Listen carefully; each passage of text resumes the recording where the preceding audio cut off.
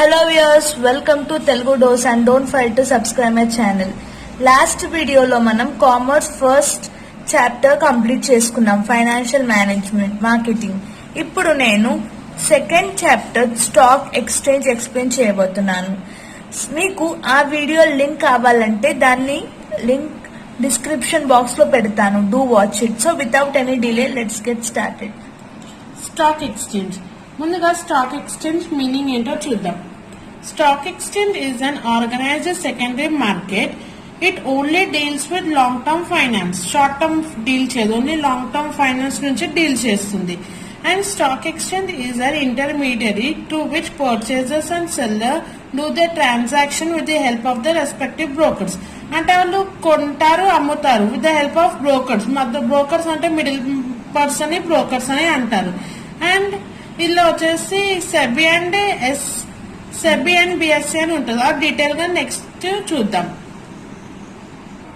First question వచ్చేసి ఇది చాలా ఇంపార్టెంట్ క్వశ్చన్ అండి. ఎగ్జామ్ లో చాలా సార్లు రిపీట్ చేస్తారు. 10 మార్క్స్ కి వస్తుంది.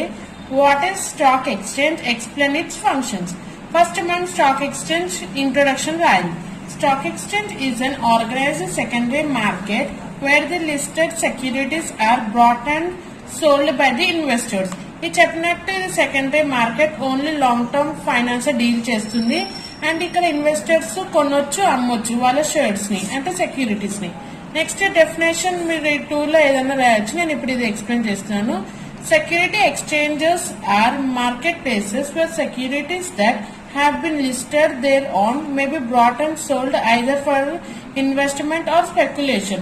అంటే ఇక్కడ ఇన్వెస్టర్స్ స్టాక్ ఎక్స్చేంజ్ లో వాళ్ళ సెక్యూరిటీస్ ని అమ్మనని అమ్ముతారు లేదా అమ్మనని అమ్ముతారు లేదా కొననన్నా కొంటారు. రెండిట్లో ఒకటి జరుగుతుంది. ఇప్పుడు ఫంక్షన్స్ టోటల్ వచ్చేసి 10 ఉన్నాయి. ఎగ్జామ్ లో మీరు ఒక 8 రాసినా పర్వాలేదు. ఫస్ట్ పాయింట్ వచ్చేసి provides infrastructure for trading. In the stock exchange, initially trading gets executed. It draws investment by providing ready and continuous market for securities. అంటే స్టాక్ ఎక్స్చేంజ్ ఇక్కడ ఇన్వెస్టర్ కి అన్ని ఫెసిలిటీస్ అంటే ఇన్ఫ్రాస్ట్రక్చర్ ఫెసిలిటీస్ మంచిగా provide చేస్తుంది. Infrastructure సరిగ్గా ఉంటేనే trading proper గా ఈజీగా అవుతుంది. ఫస్ట్ పాయింట్ అది. సెకండ్ పాయింట్ వచ్చేసి ప్రొవైడ్స్ ఇన్ఫర్మేషన్ రిగార్డింగ్ ప్రైజెస్. అంటే ఇక్కడ ఇన్వెస్టర్స్ కి స్టాక్ ఎక్స్చేంజ్ ఫుల్ డీటెయిల్స్ అంటే ఒక్క సెక్యూరిటీ ఎంత ప్రైస్ ఉండాలో అని ముందుగానే ఇన్ఫార్మ్ చేసేస్తుంది.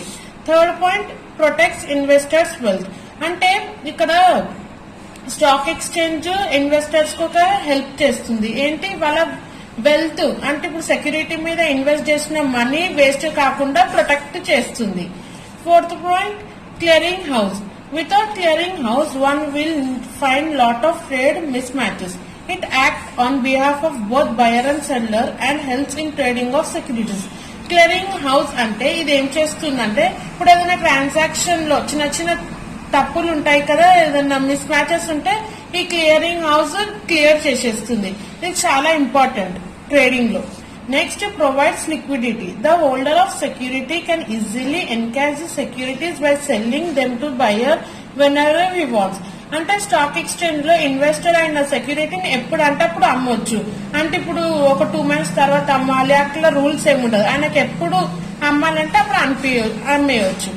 Help to raise new capital. The requirement of additional capital of an existing company can be raised by issuing the right shares through stock exchange. ఇలా ఏం చెప్తున్నారంటే stock exchange raise new capital అంటే investors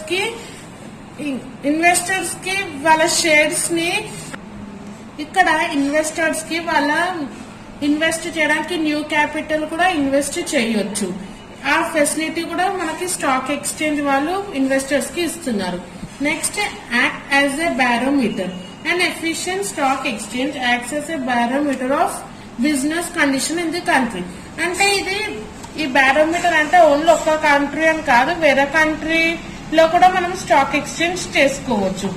increases credit worthiness of company. A company which got it's shares to be listed in the stock exchange enjoys good reputation. అంటే ఇప్పుడు ఏదైనా company stock exchange లో ఒక part అయింది అనుకో, వాళ్ళ reputation వాళ్ళ గుడ్ విల్ ఇంక్రీజ్ అవుతుంది. Next, minimises the dangers of speculation. By following rules and regulations of the Act, it minimizes the dangers of speculating, dealing and price manipulations. అంటే ఇప్పుడు stock exchange లో ఒక company part ఉందనుకో, దాంట్లో ఏం manipulations ఏం జరగవు. ఇప్పుడు సెక్యూరిటీ మీద షేర్స్ మీద ఎలాంటి మ్యానిపులేషన్స్ జరగవు. దీనివల్ల ఇన్వెస్టర్స్ హ్యాపీగా ఇన్వెస్ట్ చేసుకోవచ్చు. లాస్ట్ పాయింట్ వచ్చేసి facilitate speculation. Stock exchange facilitates speculation, thereby businessmen can speculate and earn profit from fluctuating in security prices. అంటే పాయింట్ ఏం చెప్తుందంటే ఈ ఇన్వెస్టర్స్ వాళ్ళ షేర్స్ కి ఎక్కువ రేట్ అయినా పెట్టొచ్చు, తక్కువ రేట్ అయినా పెట్టొచ్చు. ఎక్కువ పెట్టుకుంటే బిజినెస్ మ్యాన్ కి ప్రైస్ ఇంకా అంటే ప్రాఫిట్ ఎక్కువగా ఉంటుంది. ఎలాంటి రిస్ట్రిక్షన్ ఉండదు. అంతేనండి, ఈ 10 పాయింట్స్ చాలా ఇంపార్టెంట్. ఇందులో మీకు ఇలా ఈజీగా ఒక 8 పాయింట్స్ ఇంకా ఇంట్రొడక్షన్ రాస్తే మీకు ఎగ్జామ్ లో 10 కి 10 మార్క్స్ వస్తాయి. ఈ విధంగానే ముందు ఇంట్రొడక్షన్, డెఫినేషన్, ఫంక్షన్స్ 8 రాసి లాస్ట్ కి కంక్లూషన్. అంటే the above points are of functions of stock exchange. ఇలా రాస్తే మీకు ఎగ్జామ్ లో 10 కి 10 మార్క్స్ ఇస్తాయి. నెక్స్ట్ క్వశ్చన్ వచ్చేసి ఇది 5 మార్క్స్ ఇంపార్టెంట్. ఇప్పుడు 10 మార్క్స్ ఇంపార్టెంట్, ఇది 5 marks. What is SEBI, what are its functions and powers? First SEBI అంటే ఏంటో చూద్దాం. Securities and exchanges board of India. అంటే సెబీ అంటే securities and exchanges board of India. Established to overcome the undesirable practices in the stock exchange. It is control to capital issues and it was established in the year 1988 and derived authority from Capital Issue Act 1947. Later on, SEBI came into existence through this SEBI Act 1992 by the Indian Parliament Act was given statutory powers. అంటే SEBI ఎందుకు ఇచ్చిందంటే stock exchange లో కొన్ని manipulations ఉంటాయి కదా, అవి control చేయడానికి SEBI form అయింది. Functions of SEBI total they are 3 functions వచ్చేసి quasi legislative, judicial and executive. మనం ఇప్పుడు ఫంక్షన్స్ ఆఫ్ సెబీ చూద్దాం. This are the functions of SEBI. First point వచ్చేసి regulating the business in stock exchange. అంటే ఏమని చూస్తుంటే అన్ని కంపెనీస్ స్టాక్ ఎక్స్చేంజ్ లో లిస్టెడ్ అయ్యేలాగా చూస్తుంది SEBI.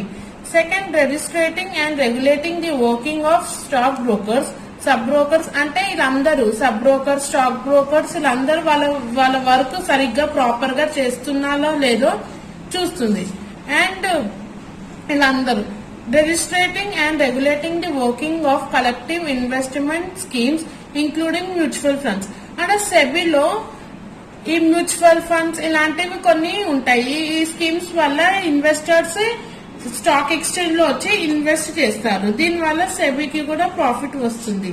Next, promoting and regulating self regulatory organisation. అంటే ఈ పాయింట్ ఏం చెప్తుందంటే ఈ సెబీ స్టాక్ ఎక్స్చేంజ్ లోనే ప్రమోట్ చేస్తుంది. ఇలా ప్రమోట్ చేయడం వలన ఇన్వెస్టర్స్ వాళ్ళ ఇన్వెస్ట్మెంట్ ని ఇంక్రీజ్ చేస్తారు. And fifth point, prohibiting fraudulent and unfair trade practices. అంటే ఇప్పుడు సెబీ ఎందుకు ఎస్టాబ్లిష్ అయిందంటే మాల్ ప్రాక్టీసెస్ ఏదైనా ఫాల్స్ స్టాక్ ఎక్స్చేంజ్ లో అయితే సెబీ ఫైండ్ అవుట్ చేసి సాల్వ్ చేస్తుంది.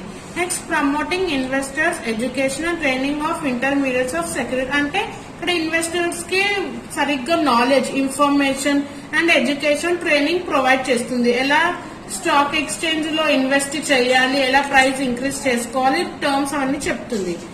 And prohibiting inside trading in securities.